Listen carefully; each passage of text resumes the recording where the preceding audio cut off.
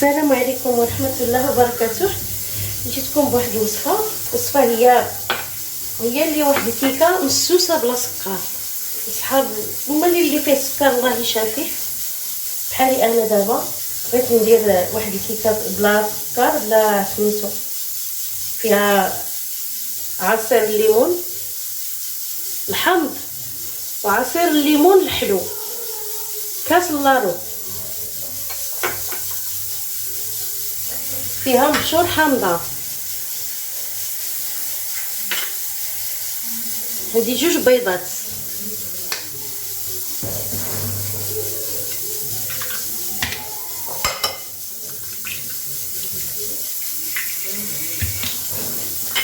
مبشور ديال حامضه،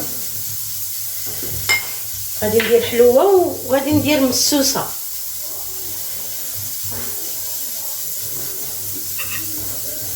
عندي قياس 3 المعالق ديال الزيت، بسم الله، 3 المعالق ديال الزيت، وعندي قبيصه ديال الملحه،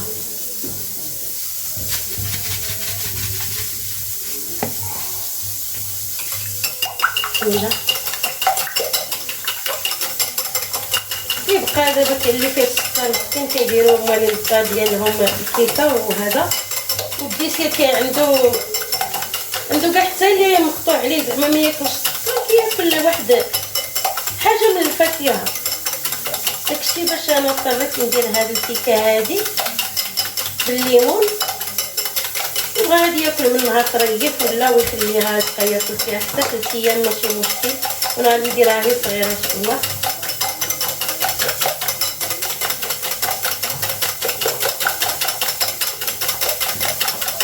نزيد معاه شويه د الحليب، يزيد غادي نزيد معاه انا واحد 3 المعالق،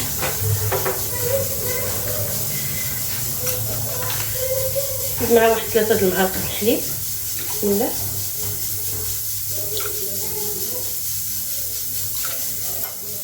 عندي المول غير صغير، بسم الله.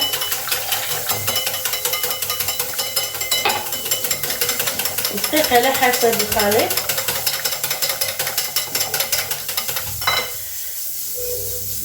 عندي خميره وحده، خميره ونص، طحين على حسب الخليط.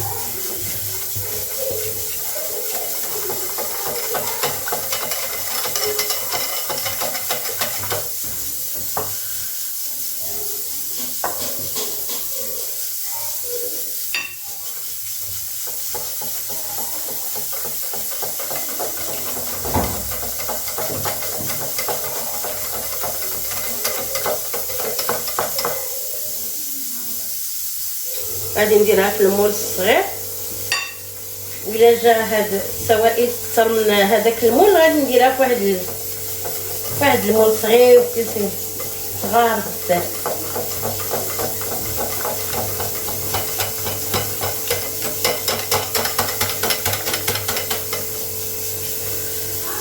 غادي نطلقها، نديرها الخميره 900 غرام،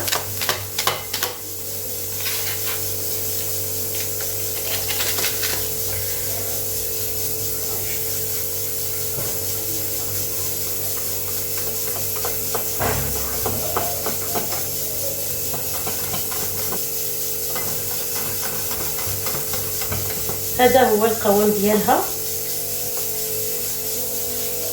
ها هو المول خرج دقيق، ها هو المول الكبير، تبارك الله. فاش غادي ندير هاد الكيكه هادي بغيت نديرها غير ليا انا، جالسه اش ندير، بغيت ندير لولادي كيكه، غندير ليا حتى انا وحده مسوسه.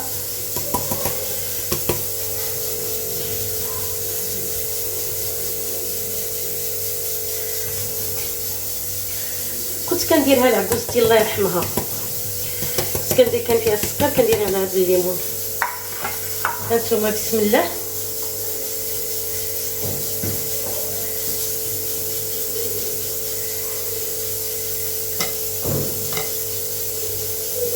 دارت ليا بزاف،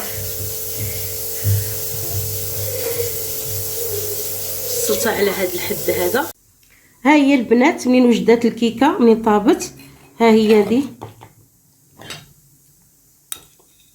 جات ما شاء الله، جات زوينه جات خاويه من الوسط. ها نتوما ها، كنتمنى تعجبكم وديروا لنا لايك وديروا لنا كومونتير زوين، ونخليكم البنات حتى الفيديو القادم ان شاء الله.